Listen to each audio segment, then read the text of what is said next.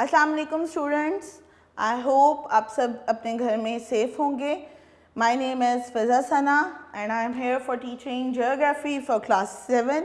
जैसे कि आपको पता है हमारा साथ जो है वो लेक्चर 1 से चल रहा है और आज हमारा लेक्चर 5 है और हम चैप्टर नंबर 2 डेन्यूडेशन को लेकर चल रहे हैं। आज डेन्यूडेशन पे हमारा बेसिकली जो चैप्टर है उसका लास्ट लेक्चर होगा। नेक्स्ट लेक्चर में हम इंशाल्लाह इसको नेक्स्ट चैप्टर को लेकर चलेंगे। अभी तक हमने डेन्यूडेशन के चैप्टर के अंदर उसकी टाइप्स को डिस्कस किया, डेन्यूडेशन की डेफिनेशन देखी, फिर हम उसकी टाइप्स लेके चल रहे थे जिसके अंदर हमने उसकी टाइप वेदरिंग को और वेदरिंग की टाइप्स को इन डिटेल डिस्कस किया है। उसके बाद हमने देखा एरोजन का प्रोसेस और एरोजन के प्रोसेस के अंदर हमने बहुत अहम चीज़ जिसको हम ट्रांसपोर्टेशन कहते हैं, मींस मटेरियल जो टूटा हुआ मटेरियल है, वेदर्ड मटेरियल है या मैस वेस्टिंग जो हो रही है उसकी वजह से जो मटेरियल एक जगह से दूसरी जगह ट्रांसपोर्ट होता है, दैट इज़ द बेसिकली अहम procedure of important procedure of erosion. Okay, अब इन डिटेल आज हम देखने लगे हैं mass wasting. What is mass wasting? ये है जी बेटा आपके पेज नंबर 19 पे टॉपिक है आपका और ये डेन्यूडेशन की लास्ट टाइप है, इम्पॉर्टेंट टाइप है। इसको देखिए, mass wasting means due to gravitational force of earth the rock stuff travels along the slopes towards the lower areas. It is known as mass wasting. किसी भी ऊंची जगह से, पहाड़ है ऑब्वियसली ऊंची जगह, हम अगर अर्थ पे किसी को चीज़ को कंसिडर करते हैं तो that is basically the mountain areas. Mountain areas के अंदर अब आप कुछ भी देखें, पहाड़ों के ऊपर आपके दरख्त भी होते हैं, रॉक्स भी होते हैं, ठीक है। उसके अलावा इसके ऊपर आपकी ग्लेशियर्स में स्नो भी होती है, ठीक है। उसके अलावा इसके ऊपर जो है वो सॉइल है, मट्टी है, ठीक है। दिस सो मच मटीरियल ना, तो रॉक्स भी हैं, द मोस्ट इम्पॉर्टेंट थिंग, ठीक है। ये हमने अभी देखा कि रॉक्स भी हैं, आपकी दरख्त पौधे, ठीक है, वो भी हैं, फिर स्नो भी है, सॉइल भी है, बहुत सी चीज़ें हैं कि देखिए ऊपर की जगह से स्लोप की वजह से किसी भी मटेरियल का नीचे आना due to gravitational force is called mass wasting, ठीक है जी। अब बेसिकली यहाँ पर डेन्यूडेशन के अंदर मैस वेस्टिंग का क्या वो है अमल दखल, ठीक है जी, वो क्या प्रोसेस क्रिएट करी है वो हम देखते हैं। The rocks are distorted by weathering. Rocks क्या होते हैं, वेदरिंग की वजह से डिस्टॉर्ट हो जाते हैं, टूट फूट जाते हैं, वीक हो जाते हैं। Due to gravitational force the rock stuff travels faster on steeper slopes as compare to less steep slopes and this process continues. अब बेटा अगर इस पत्थर के अंदर कोई भी वेदरिंग का प्रोसेस होगा तो आप गौर करें कि अगर ये टूटेगा तो ये कहाँ जाएगा, सीधा नीचे आएगा। अगर यही काम किसी फ्लैट सरफेस पे हो रहा होता, यहाँ पे अगर कोई पत्थर ऐसे पड़े हुए होते और इनके अंदर कोई तोड़ फोड़ हो रही होती तो ये बमुश्किल ही अपनी जगह से, यहाँ से इसका जो डेब्रिस है वो कहीं पर मूव करता, ठीक है। लेकिन यहाँ पर स्लोप होने की वजह से, नीची जगह होने की वजह से क्या होता है कि कोई भी चीज़ यहाँ पे अगर क्रिएट होती है, तोड़ फोड़ होती है, तो वो सीधी कहाँ आएगी, ज़मीन पर नीचे को आ जाएगी, ठीक है। और वो नीचे आने की वजह क्या है, ग्रेविटेशनल फोर्स, क्योंकि ऊपर से कोई भी चीज़ अगर फेंकी जाएगी तो वो कहाँ आएगी, नीचे आ जाएगी। यहाँ पे बेसिकली ये प्रोसेस क्रिएट होता है जिसको हम लैंड स्लाइडिंग भी कंसिडर करते हैं। अगर आपने ये वर्ड कभी सुना हो तो ज़्यादातर हमारे यहाँ होता है कि जब बारिशों का मौसम होता है, आपके जो हिल स्टेशंस हैं वहाँ पर बहुत ज़्यादा जो है वो रेन फॉल होना शुरू होती है, तो ख़बरें आने लग जाती हैं जी कि लैंड स्लाइडिंग की वजह से रास्ते ब्लॉक हो गए। जब बर्फ़बारी होती है तो उसमें भी होता है कि ऊपर से बर्फ़ का कोई तोदा गिर गया है नीचे जी, तो आइस बॉल्स नीचे गिर रहे हैं, तो वहाँ से भी जो है वो स्नो बॉल्स नीचे गिर रहे हैं, जिसकी वजह से रास्ता जो है बर्फ़ नहीं हटाई जा सकी और रास्ता बंद हो गया। तो ये सारा प्रोसीजर जो हम कभी खबरों में सुन रहे होते हैं that is basically the mass wasting, ठीक है। अब आगे देखें इसको, तो वो कहते हैं कि soil creep and mud flow etcetera जो हैं बेसिकली ये कॉन्टीन्यूटी में आते हैं। Due to gravitational force the rock stuff travels faster on steeper slopes as compare to less steep slopes and this process continues. Soil creep and mud flow are the prominent movement during mass wasting. वो कहते हैं soil creep and mud flow, जब बारिशें होती हैं ख़ास तौर पे जो मिट्टी के पहाड़ हैं उनके अंदर कीचड़ सा बन जाता है, वो बहुत थिक किस्म का कीचड़ सा बन जाता है, जो कि बेसिकली कहाँ जाएगा, ऊपर से नीचे को आएगा। तो वहाँ से वो जब नीचे आ रहा होता है तो वो अपने रास्ते में बहुत सी तबाही क्रिएट करके आ रहा होता है। नॉर्मल जो सैलाब आते हैं उनकी निस्बत अगर हम मड फ्लोज या सॉइल क्रीपिंग को देखें तो वो ज़्यादा तबाही क्रिएट करते हैं। नो डाउट सैलाब अपनी जगह पे बहुत ज़्यादा जो है वो आपके लिए जो है वो डिज़ास्टर्स होती है, लेकिन जो आपकी सॉइल क्रीप या मड फ्लो है ये बहुत ज़्यादा प्रॉब्लम क्रिएट कर देता है, क्योंकि ये कीचड़ की तरह का एक थिक काइंड ऑफ सैलाब होता है जो कि ज़्यादा तबाही क्रिएट करता है और इससे आपके रिवर्स वगैरह भी इफ़ेक्ट होती हैं। यहाँ पे वो कहते हैं in mass wasting soil creep is slow while mud flow is fast due to the amount of water. Soil creep is the slowest movement in mass wasting, we can not notice its speed. कहते हैं कि mess wasting के अंदर soil creep जो होती है वो slow होती है, वाइल मड फ्लो फास्ट होता है। सॉइल क्रीप यानी कि जो मिट्टी टूटी टूटी ज़रात के ज़रिए आती है वो, मड फ्लो पूरा आप कह लें कीचड़ का सैलाब, बहुत ज़्यादा मट्टी वाला थिक किस्म का सैलाब होता है, वो उसको कहते हैं। ठीक है, गदे के जो सॉइल क्रीप है वो अपनी मूवमेंट में स्लो होता है, लेकिन मड फ्लो जो होता है ना वो बहुत स्पीड के साथ ट्रैवल करता है, वो नीचे आता है। Soil creep is common in hilly areas and semi hilly regions, जो आपके पहाड़ी इलाके या नीम पहाड़ी इलाके हैं, यानी मिक्स काइंड ऑफ लैंड है, वहाँ पे आपकी सॉइल क्रीपिंग जो है ये एक कॉमन फिनोमिना है। Usually in this kind the crack appears on the corners of roads and roads are destroyed. ये वाला काम जो ज़्यादातर होता है, यानी मिट्टी के टुकड़ों का नीचे गिरना, आपकी ऊपर से कोई ज़मीन से, वो आपने कभी नोट किया हो तो पत्थर छोटे छोटे गिर के, पत्थर जो होते हैं ना वो नीचे गिर रहे होते हैं, ठीक है, वो टूट टूट के नीचे आ रहे होते हैं। तो ये वाला काम जो होता है ना वो रोड्स के ऊपर ज़्यादा होता है, जिसकी वजह से आपकी रोड्स जो हैं वो उनके जो किनारे होते हैं वो डिस्ट्रॉय हो रहे होते हैं। The panels of electricity and wires are inclined, जिसकी वजह से वो अगर कि ऊपर से गिरे हैं, प्रेशर के साथ नीचे आ रहे हैं, तो लाजमी बात है कि रास्ते में आने वाली जितनी भी इलेक्ट्रिसिटी या वायर पोल्स होंगे वो उनको भी तोड़ फोड़ देंगे, इंक्लाइन कर देंगे, टेढ़ा कर देंगे। Gravitational force of earth plays an important role in moving the stuff. अब यहाँ पे ग्रेविटेशनल फोर्स जो है वो बेसिकली अपना बहुत अमल दखल क्रिएट कर रही है, क्योंकि अगर ग्रेविटेशनल फोर्स नहीं होगी तो ऊपर की चीज़ ऊपर ही रहेगी, वो नीचे नहीं आएगी। उसके नीचे आने की वजह यही है कि उसके अंदर ग्रेविटेशनल फोर्स जो है वो अपना एक पूरा अमल दखल शो कर रही है। आगे देखें, water also plays important role in the soil flow. Mass wasting usually occurs in rainy areas. अब वो कहते हैं कि जो मैस वेस्टिंग है वो ज़्यादातर किन इलाकों में होती है जहाँ पर बारिश होती है। बारिश होने की वजह से क्या होता है कि ज़मीन नरम होने की वजह से उस अपनी चीज़ें जो हैं वो छोड़ देती है, और छोड़ने के बाद वो क्या होता है वो ऊपर से नीचे गिरना शुरू हो जाती हैं। Soil flow happens on sharp slides and with in few hours a portion of mountain flow downward. वो कहते हैं कि सॉइल क्रीप जो सॉइल फ्लो है या जो मड फ्लो है ये ज़्यादातर उन इलाकों में होता है जिनमें ज़्यादा वो स्टीप होती हैं, यानी कि जहाँ पे ये वाले पहाड़ होंगे बिल्कुल स्टीप ही। एक पहाड़ होता है ना थोड़ा सा, यानी कि वो थोड़ा सा ये वाला इस तरह का, एक तो ये हो गया, एक ये वाले जो स्टीपी पहाड़ है ना इस तरह के, तो वहाँ पर बेसिकली आपका जो मड फ्लो है वो ज़्यादा स्पीडीली और ज़्यादा शार्प स्लाइड्स जो हैं उनमें आता है।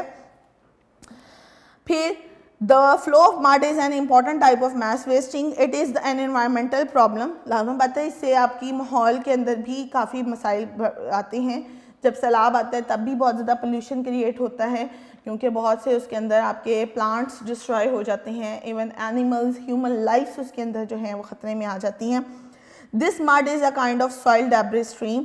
ये वाला जो मड फ्लो होता है ये ऐसे ही है जैसे कि आपकी मिट्टी जो है वो डेब्रिस, मिट्टी का तोड़ फोड़ का जो प्रोसेस है वो सारे का सारा पूरे का पूरा पहाड़ वो कहते हैं नीचे आ जाता है, यानी कि इतना पहाड़ है वो मिट्टी का था, फॉर एग्जांपल सॉफ्ट मिट्टी थी, सॉइल थी, और बारिश हुई, बारिश से पूरे का पूरा पीस ही वो कहते हैं वो बह के नीचे आ जाएगा। इस तरह से भी इनके अंदर ये प्रोसेस हो रहा होता है। This process occurs in few hours, और ये चंद घंटों के अंदर ही काम हो जाता है। ये इसके अंदर ये नहीं कि कोई प्लानिंग हो रही होगी जी बड़े कुछ साल लग जाएंगे, नहीं। अगर एक पॉइंट के ऊपर आके वो पहाड़ वीक हो गया हुआ है, कॉन्टीन्यूस 2 दिन से बारिश हो रही है, तो वो चंद घंटों के अंदर ही जो है वो पूरे का पूरा जो मड फ्लो है वो नीचे को आ जाएगा। If villages and other features come in its way, they are vanish for always। और अगर इस मड फ्लो के रास्ते में, इस सैलाब के रास्ते में कोई भी गांव आता है, कोई भी फीचर्स एनिमल्स आते हैं, कोई भी रोड्स हैं, फसलें हैं, एग्रीकल्चर एरिया है, जो चीज़ भी इसके रास्ते में आती है ये इसको हमेशा के लिए वैंकुश कर देती है, गायब कर देती है, ख़त्म कर देती है। अब इसका प्रॉब्लम एक और ये भी होता है कि ये जब बह के जाता है, पानी तो है ना बेटा ऊपर से बह के चला गया, अब कीचड़ का मसला ये होता है ये गुजर रहा है तो ये अपनी पूरी मिट्टी की तय है जो वहाँ पे बिछाता हुआ जाएगा, तो इट मीन्स कि उसने अपने नीचे आने वाली हर चीज़ को ऊपर ही पूरे के पूरी मिट्टी डाल दी है। यहाँ पे वही वाला बात हुई कि आपने तो किए कराए पे मिट्टी डाल दी, ये वो वाली मिसाल आ गई कि आपका आराम से जो है ना वो सारे का सारा उसके ऊपर कीचड़ आ गया और हर चीज़ आपकी निस्तो नबूद हो गई, ख़त्म हो गई। The falling of big and small rock materials from high to low position is known as landsliding। और अगर आपके वही चीज़ कि अगर यहाँ से आपका पत्थर पूरे का पूरा टूट के नीचे गिर गया, ठीक है, या आपका कोई दरख्त नीचे आ गया, तो वो बेसिकली हम लैंडस्लाइडिंग कंसिडर करते हैं। In this type of mass wasting usually the height is more and the slope is also steeper. इस तरह की जो आपकी लैंडस्लाइडिंग है इसके अंदर ये होता है कि बहुत ज़्यादा हाइट होती है और वो स्टीप होती है, बहुत ज़्यादा ही उसके अंदर स्लाइड होती है।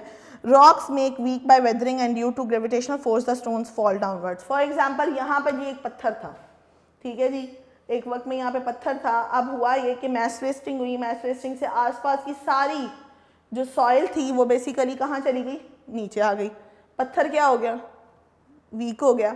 अब ये पत्थर भी क्या आएगा, नीचे आ जाएगा, जिससे लैंड स्लाइडिंग हो जाएगी, यानी कि ज़मीन मज़ीद ये तबाही क्रिएट करता हुआ पत्थर ज़मीन पर आ गिरेगा।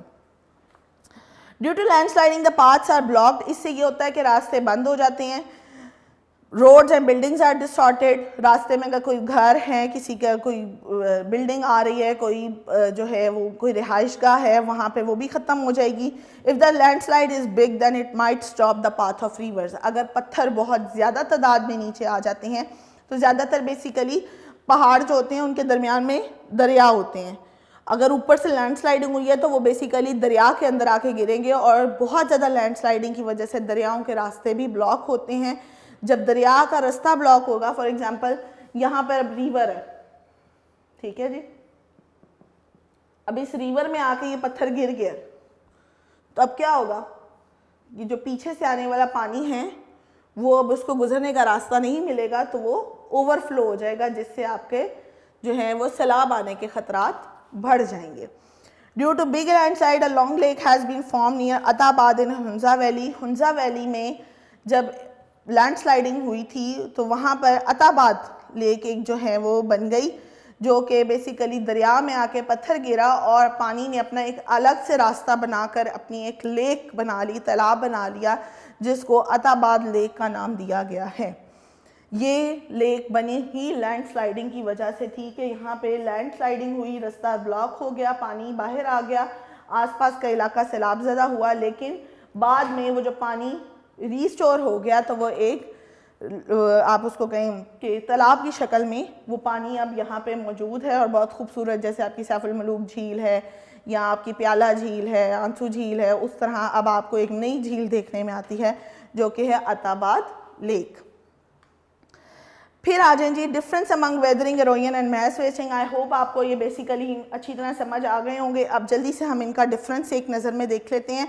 वो क्या है, the rocks are not weathering, the rocks are not transfer to any other place after breakdown. Weathering के अंदर ब्रेकडाउन होता है लेकिन रॉक्स अपनी जगह से मूव नहीं करते। There are two other process in weathering, these are the breakdown of rocks and change of their chemical compositions. Sometimes these processes occur collectively and sometimes separately. हमने 3 टाइप्स पढ़ी थी। वो कहते हैं कि इन 3 तरीक़ों से जो है वो वेदरिंग का प्रोसेस होता है। रॉक्स टूटते हैं, जुड़ते हैं और इन तोड़ फोड़ की वजह से जो है वो डेब्रिस क्रिएट होता है। कई दफ़ा ये प्रोसेस अकेला एक ही हो रहा होता है, कई दफ़ा वो तीनों मिलके हो रहे होते हैं, यानी केमिकल, बायोलॉजिकल और आपका फिज़िकल, ठीक है। ये तीनों चीज़ें इकट्ठी भी प्रोसेस में आ रही होती हैं। लेकिन जो भी वेदरिंग हो रही है, जो भी तोड़फोड़ हो रही है, उसके अंदर मूवमेंट नहीं है। वेदरिंग के अंदर वो मटेरियल, वो डेब्रिस वहाँ से मूव नहीं करता। Erosion, in the process of erosion the rocks break down and transfer to some other place. During erosion, not only the rocks are worn and torn, but also the eroded stuff is transported to other areas. अब यहाँ पे क्या हो रहा है, weathering की वजह से तोड़फोड़ हुई, उसके अंदर अब उसकी मूवमेंट का प्रोसेस शामिल हो गया। विद द उसको कहें with the passage of time, पानी की वजह से रिवर्स, रेन वाटर, ग्लेशियर्स, ठीक है, ये सब चीज़ें मिलके, विंड, ये सब फैक्टर्स हैं जो बेसिकली वो जो वॉन टॉन का प्रोसेस यहाँ पर हुआ है, उस मटेरियल को वो ट्रांसपोर्ट कर रहे हैं, that is basically called erosion. वो एक जगह से दूसरी जगह पे ट्रांसपोर्ट हो गया।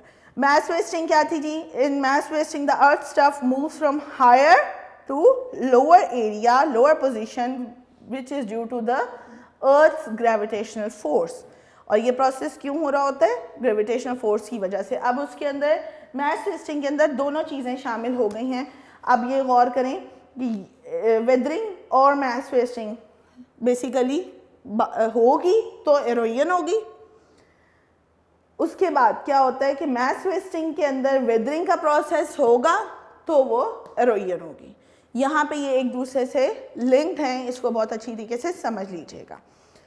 नेक्स्ट टॉपिक है बेटा आपका impacts of erosion and mass wasting. हम अगला देखते हैं कि आपकी बेसिकली जो इरोजन है और मैस वेस्टिंग हम इन डिटेल देख रहे हैं, इसके इम्पैक्ट्स क्या हैं, क्या होता क्या है ये बेसिकली। हाँ जी, तो हम देखते हैं impacts of erosion and mass wasting कि बेसिकली हमने देखा मैस वेस्टिंग भी है, फिर इरोजन भी है, ये हमने सारी डिटेल में प्रोसेस तो पढ़ लिया। इसकी इम्पैक्ट्स क्या होती हैं, मींस इसके नतीजे क्या निकलते हैं, कैसे ये आपके ऊपर, आपकी लाइफ के अंदर आपके चेंजेस क्रिएट करते हैं, ये थोड़ा सा इन डिटेल देखते हैं। तो इम्पैक्ट्स देखने लगे हैं हम basically impacts of erosion and mass wasting.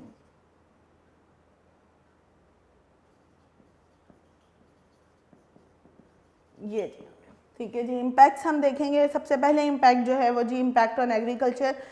आप ये देखें क्योंकि ये सारा प्रोसेस बेसिकली कहाँ पे हो रहा है, ज़मीन पे हो रहा है, सतह ज़मीन पे हो रहा है, सरफेस ऑफ अर्थ पे हो रहा है। और सरफेस ऑफ अर्थ के ऊपर मोस्ट इम्पॉर्टेंट चीज़ जो हमारी आती है दैट इज़ एग्रीकल्चर। आपके किसी भी प्रोसेस में, किसी भी चीज़ में, वेदरिंग में, इरोजन में, मैस वेस्टिंग में, जो सबसे पहले चीज़ इफेक्ट होगी वो आपकी एग्रीकल्चर होगी। ट्रीज़, आपकी क्रॉप्स, वो सारी चीज़ें इसमें इफेक्ट होती हैं।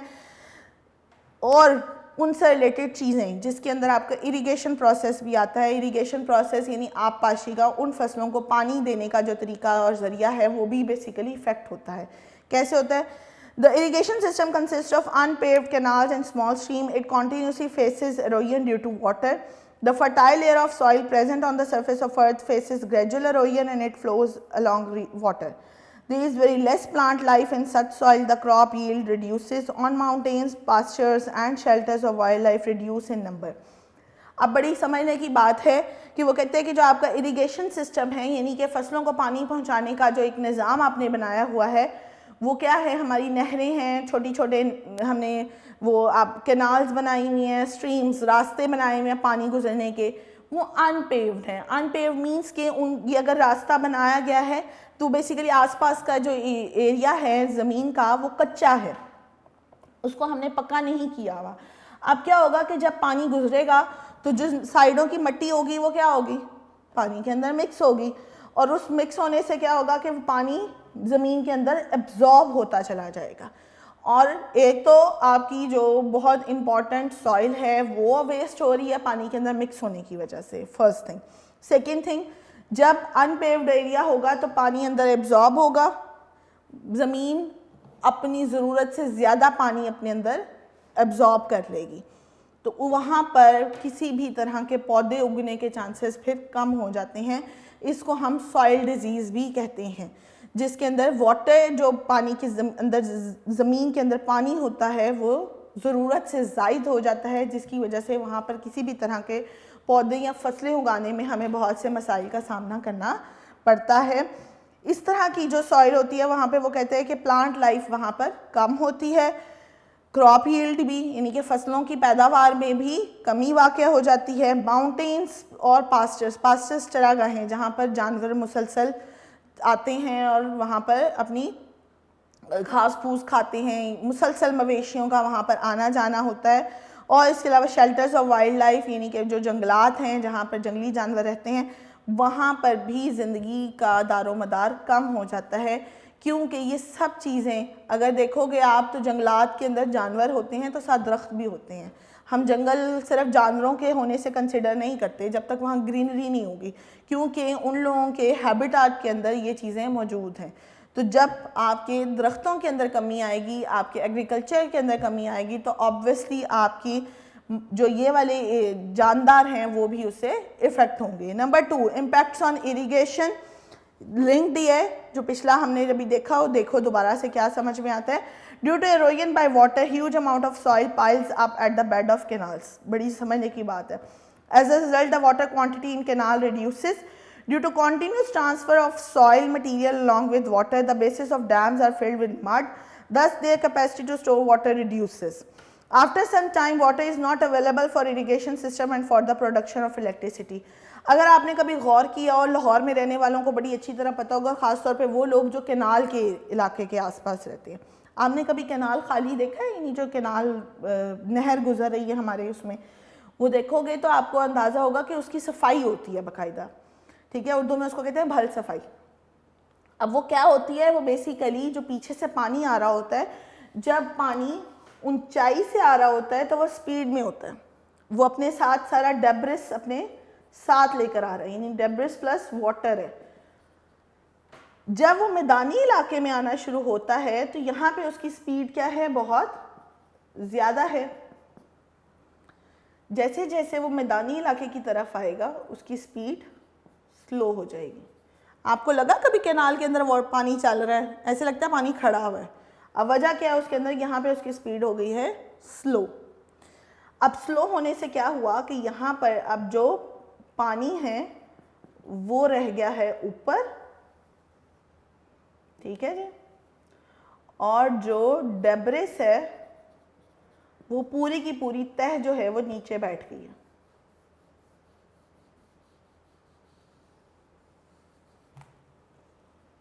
ठीक हो गया। अब हुआ ये कि पहले वाटर लेवल जो था वो बेसिकली इतना था, ठीक है, यहाँ से लेकर यहाँ तक वो कैनाल थी। अब हो ये रहा है कि जब पानी आकर यहाँ पर उसकी स्पीड स्लो हुई तो पानी तो ऊपर रह गया, उसके अंदर जितनी भी मटेरियल था, जितना भी डेब्रिस था वो नीचे बैठ गया, उसने अपनी एक तह बना ली। जो वाटर क्वांटिटी थी वो यहाँ तक थी, अब उसके अंदर इतना डेब्रिस शामिल हो गया, ठीक है। अब पानी सिर्फ इतना रह गया, ठीक है। अब पानी जो है वो ऊपर से बह जाएगा, नीचे वो डेब्रिस रह जाएगा, उसको हमें साफ़ करना होता है। अगर हम उसे साफ़ नहीं करेंगे तो आने वाले वक्त में दोबारा जब पानी पीछे से आएगा तो उसकी क्वांटिटी कम हो जाएगी। मेरे पास एक बर्तन है, मैंने उसके अंदर मिट्टी में मिक्स किया हुआ पानी जो है वो डाला, आप उसको कुछ घंटे रहने दें, आप देखेंगे कि ऊपर पानी और नीचे क्या है, मिट्टी की पूरी तह है। अब आप ऊपर से वो पानी निकाल दें, अब जब आप दोबारा पानी डालेंगी तो मिट्टी वाला दोबारा वो मिट्टी का लेवल ऊपर हो जाएगा, पानी ऊपर रह जाएगा खाली। अब आहिस्ता आहिस्ता क्या हो रहा है, नीचे से लेकर ऊपर तक मिट्टी की क्वांटिटी बढ़ गई है लेकिन वाटर की क्वांटिटी अब कम होने लग गई है। तो लिहाजा ज़रूरत आ गई कि अब आप उस बर्तन को खाली करें ताकि आप दोबारा से उसको प्रॉपर वाटर की क्वांटिटी के साथ भर सकें। तो यहाँ पे बेसिकली वो यही चीज़ क्रिएट कर रहा है कि जब आपका यहाँ से डेब्रिस प्लस वाटर स्पीडीली यहाँ पर मैदानी इलाकों की तरफ आता है, यहाँ आकर उसकी स्पीड स्लो होने की वजह से वो डेब्रिस आपको जो सॉइल पाइल्स अप, ज़मीन में सॉइल जो है वो पाइल अप हो जाती है, इकट्ठी हो जाती है बेड ऑफ कैनाल्स, कैनाल्स के बेड्स नीचे सतह के ऊपर, ठीक है। तो वो आपने साफ़ करनी होती है और 10 their capacity stock water reduce. अगर आप इसको खाली नहीं करेंगे तो जो वाटर की कैपेसिटी है वो कम होती जाएगी। डैम्स के अंदर भी यही प्रोसेस होता है, कहीं पर भी जब आप पानी जमा करते हैं तो वो पानी के बाद नीचे उसकी सतह के ऊपर वो आपका जो सॉइल क्रीप है वो बैठ जाता है उसको आपको क्लियर करना होता है। अगर आप उसे क्लियर नहीं करेंगे तो वहाँ पर फिर प्रॉब्लम आएगी। और लाजमी बात है डैम्स के अंदर आपने उससे इलेक्ट्रिसिटी हासिल करनी होती है, तो आने वाले वक्त में अगर आपका वाटर लेवल उस पहली वाली क्वांटिटी पे नहीं होगा तो उससे इलेक्ट्रिसिटी भी आपकी उस अपनी मुकर्ररा जो डिमांड है उस पर आप प्रोड्यूस नहीं कर पाएंगे। तो हर चीज़ फिर इससे लिंक्ड जो है वो इफ़ेक्ट होगी, एग्रीकल्चर भी इफ़ेक्ट होगी, इलेक्ट्रिसिटी भी इफ़ेक्ट होगी, पूरे का पूरा निज़ाम जो है वो उससे डिस्टर्ब हो जाएगा। फिर है impacts on human settlements. Due to flow of soil and mud and landsliding in hilly areas there is usually a loss of life and economy. In 1985, after landsliding in Colombia, a number of villages were buried under the soil debris. Such accidents usually occur in the northern area of Pakistan. अब वो कहते हैं कि जो soil creep और mud flows हैं, ये landsliding है हिली एरियाज़ के अंदर, ये बहुत डेंजरस है। इससे आपकी ज़िंदगी को भी नुकसान होता है, आपकी इकॉनमी भी इफ़ेक्ट होती है, क्योंकि 1985 में इसी तरह का एक मड फ्लो आया था कोलंबिया के अंदर, लैंडस्लाइडिंग हुई थी कोलंबिया के अंदर, जो कि बेसिकली पूरे के पूरे नीचे जो गांव थे वो उनको उसने अपने नीचे दबा दिया था, दफना दिया था, ख़त्म हो गया था वो। इस तरह के बहुत से वाक़यात हैं जो हमारे नॉर्दर्न एरियाज़ के अंदर भी आते हैं। नॉर्दर्न एरियाज़ या आपके नारान कगान जो पहाड़ी इलाके हैं, मरी साइड पे तो बहुत ज़्यादा लैंडस्लाइडिंग अक्सर ही हो रही होती है जब आपकी बारिशों का सिलसिला शुरू होता है, क्योंकि वो ज़्यादातर मिट्टी के पहाड़ हैं, तो वहाँ पे जो ग्रीनरी भी है और सारा कुछ है, तो वो बड़ा जो है वहाँ पे लैंडस्लाइडिंग का जो नॉर्मली सिलसिला है वो ज़्यादा होता है। इसके बाद impacts on transport system in hill areas, soil flow and landsliding are very common. Due to this the roads are blocked and inhabitants of hilly areas are disconnected from the rest of world. It effects traffic system badly. लाना बात है जब आपके hilly areas के अंदर soil flow होगा, landsliding होगी, तो पहले ही रास्ते वहाँ पर मुश्किल बनाई जाती हैं, पहाड़ों को काट काट कर वहाँ पे रोड्स बनाई जाती हैं। अगर वो भी वहाँ पे बंद हो जाएंगी तो वहाँ के रिहायशियों को भी मसला होता है, क्योंकि उनको फिर मुकामी इलाकों से उनका जो ताल्लुक़ है वो टूट जाता है। उनके पास एक रोड ही है जो बेसिकली ज़रिया होती है एक जगह से दूसरी जगह जाने के लिए। इवन अपनी ज़रूरत जो अशिया की ज़रूरतें अशिया हैं वो भी एक जगह से दूसरी जगह लाने में वो ही रास्ते होते हैं वो जो यूज़फुल होते हैं। अगर वो रास्ते भी लैंडस्लाइडिंग की वजह से या स्नो फॉलिंग की वजह से बंद हो जाते हैं तो वहाँ पे फिर उनको बहुत से मसाइल का सामना करना पड़ता है, क्योंकि ट्रैफिक भी उससे इफ़ेक्ट होती है। अब लास्ट हमारा टॉपिक है इसका, measures to minimize the impacts of erosion and mass wasting. अब हमने देख लिया कि इम्पैक्ट्स क्या है, क्या होता है, किस तरह होता है। अब हम इन इम्पैक्ट्स को कम कैसे कर सकते हैं, क्या ऐसे काम करें जिससे इन इरोजन से, मैस वेस्टिंग से, वेदरिंग से कम नुकसान हो, क्योंकि ये एक नेचुरल प्रोसेस है, आप इसको रोक नहीं सकते, लेकिन इससे होने वाले नुकसानात को हम रोक सकते हैं, उसमें कमी ला सकते हैं। वो तरीक़ाकार क्या है, वो चंद स्टेप्स के अंदर यहाँ पे दिए गए हैं। 7 स्टेप्स हैं, देखें। It is necessary to plant tree on banks of canals and streams in order to stop soil erosion by water. आपने वो जो अनपेव्ड कैनाल्स हैं या स्ट्रीम्स हैं उनके किनारों पे दरख्त लगाएं, ज़्यादा से ज़्यादा दरख्त लगाएं, ताकि जो वो एक्सेस वाटर है वो जो अपने अंदर एब्जॉर्ब कर रही हैं वो दरख्त उससे फ़ायदा उठा लें और आपकी सॉइल के अंदर पानी कम से कम एब्जॉर्ब हो। First thing. सेकंड थिंग, जब दरख्त उगाए जाते हैं तो वो नीचे जड़ों को मजबूती से नीचे जाती हैं और सॉइल को मजबूत करती हैं, अपने अंदर जकड़ के रखते हैं, जिसकी वजह से आपकी पानी के साथ जो सॉइल जा रही है मिक्स होकर वो भी उसका लेवल भी कम हो जाता है। Number 2, the smooth level of agriculture land is necessary so that water does not take away the soil. By planting trees on banks of crops fields, erosion of soil can be minimized. जैसे कि मैंने अभी आपको बताया कि आप agriculture को वो मज़ीद बेहतरी लेकर आए, ज़रूरत है उसके लिए कि हम पानी को कम से कम ज़मीन के अंदर एब्जॉर्ब होने दें, और उसके लिए हमें ज़्यादा से ज़्यादा दरख्त किनारों के ऊपर, नहर के किनारों पर, स्ट्रीम के किनारों के ऊपर लगाने चाहिए।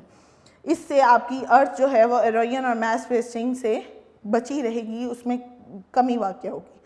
To reduce erosion and mass wasting on the surface of slope, it is necessary to stop the cutting of trees on mountain slope and plant more trees. अब बड़ी अच्छी सी बात है कि फॉर एग्जांपल ये अगर पहाड़ है, यहाँ से होनी थी लैंडस्लाइडिंग, अब यहाँ से कोई चीज़ नीचे आ रही थी, अगर उसके रास्ते में दरख्त आ जाता तो वो जो स्पीडली नीचे आ रही थी चीज़, वो यहाँ पे अगर उसकी स्पीड बहुत ज़्यादा थी तो वो यहाँ पर टकराने की वजह से उसकी स्पीड यहाँ पर स्लो हो गई।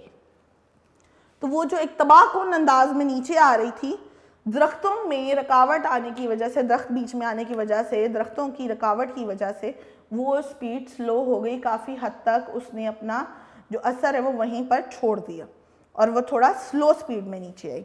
यहाँ पर बेसिकली यही चीज़ वो बता रहे हैं कि सेटलमेंट्स उसके बाद आ जाती हैं कि सेटलमेंट्स कैसे हैं। Settlement should be avoided in areas where there is danger of erosion and mass wasting.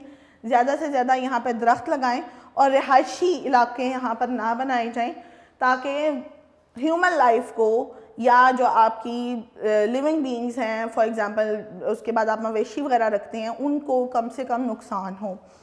Retaining wall should be made along the roads of hilly areas. जो रोड्स होती हैं उनके साथ आप वॉल्स थोड़ी थोड़ी ऊंची ऊंची बनाएं ताकि अगर ऊपर से लैंडस्लाइडिंग हो तो वो वॉल जो है वो उसके अंदर रास्ता रोक ले उसका। फिर है dangerous slopes should be abolish. जो आपकी डेंजरस किस्म की स्लोप्स हैं उनको कोशिश करें कि उनमें कुछ कट डाउन करके उन स्लोप्स को थोड़ा कम स्लोपी कर दें ताकि ऊपर से अगर कोई मटेरियल आए तो उसके अंदर थोड़ी सी रुकावट हो जाए। फिर आ जाते हैं big building should not be build in hill area specially where there is a steeper slope. अब आप इसके ऊपर अगर आप बिल्डिंग बहुत बड़ी सी बनाएंगे तो ऑब्वियसली वो एक वक्त में आके कहीं ना कहीं आपके लिए प्रॉब्लम क्रिएट कर देगी।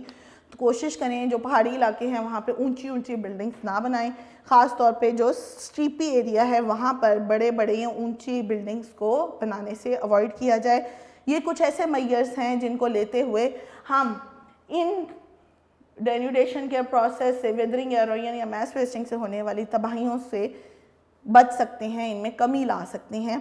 ये आज का आपका चैप्टर था जो कि बेसिकली एंड हो गया है और इससे रिलेटेड सारे लॉन्ग क्वेश्चंस और शॉर्ट क्वेश्चंस हमने कवर किए हैं इसके अंदर। आई होप आप इसको साथ साथ लर्न कर रहे हैं। इसको बेटा ध्यान से समझें और लर्निंग की तरफ इसका प्रोसेस लेकर आएँ। अपना बहुत ज़्यादा ख्याल रखें। इंशाल्लाह नेक्स्ट लेक्चर में मिलते हैं। अल्लाह हाफ़िज़।